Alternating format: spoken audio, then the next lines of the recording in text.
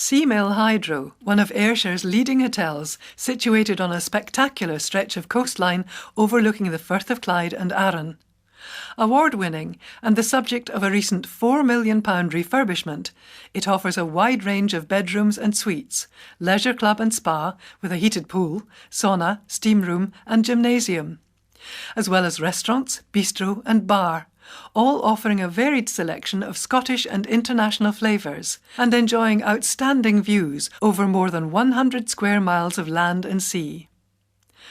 Originally built in 1879 as a sanatorium hydro, complete with its own spring, and has been owned and operated for the last 25 years by the Sweeney family, who employ some 180 members of staff.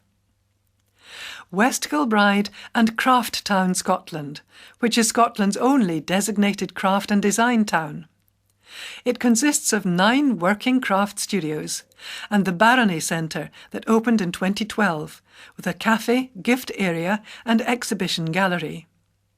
This is an award-winning adaptation of a listed church with tasteful additions utilising the natural light.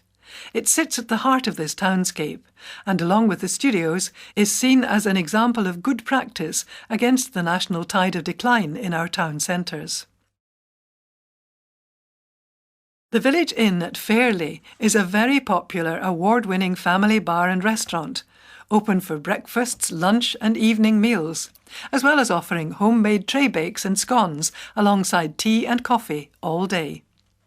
The Village Inn has won numerous CAMRA accolades for the real ales and pub grub, and has ample parking and an outside beer garden and alfresco dining. Also available is the Upper Deck holiday flat. Kelburn Castle and Country Centre is on the 3,500-acre estate of the Earl of Glasgow, with its centrepiece, Kelburn Castle, overlooking the Firth of Clyde and Isles of Cumbrae and Arran. Some 1,500 acres are enclosed by a 7-foot wall, which includes Kelburn Glen, offering lovely walks and waterfalls, the Secret Forest, a complex of woodland paths, as well as an adventure course with high walkways, rope swings and a 20-foot high tower. Whilst indoor activity is also an option at the Play Barn. Indeed, Kelburn also has a licensed cafe offering home-cooked meals, drinks and snacks. The Country Centre also offers a ranger service with various activities throughout the year. Check the website for details.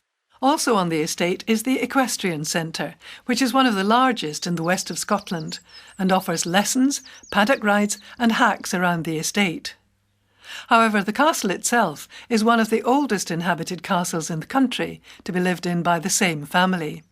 These days, however, it is best known for the amazing colourful graffiti that covers the walls and turrets of its south side, created by a team of urban graffiti artists from Brazil.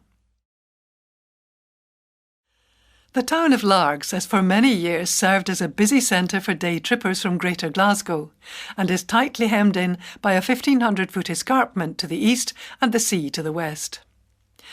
Nicholson Maps are map publishers, a family business established for some 30 years, who provide the mapping used in our audio guides.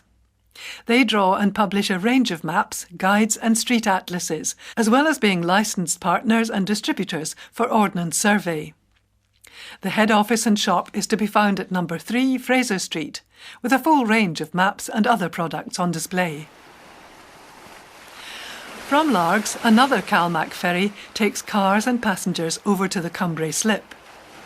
Largs is sheltered by the Isle of Cumbrae. However, in 1263, King Alexander III, on a stormy October day, saw off the Viking fleet in the Battle of Largs, which took place over 750 years ago and was a turning point in Scottish history. The island name is actually derived from the Gaelic word for shelter. The Isle of Cumbrae, for many, is better known as Millport, which is the only town on this little island. During the late 18th century, this settlement began and grew around the steamer service that started in 1833. The church, built in 1851 by the Earl of Glasgow, was to become the Cathedral of the Isles in 1876, designed by William Butterfield and the smallest cathedral in Europe. Britain's narrowest house is also to be seen here, only 47 inches wide.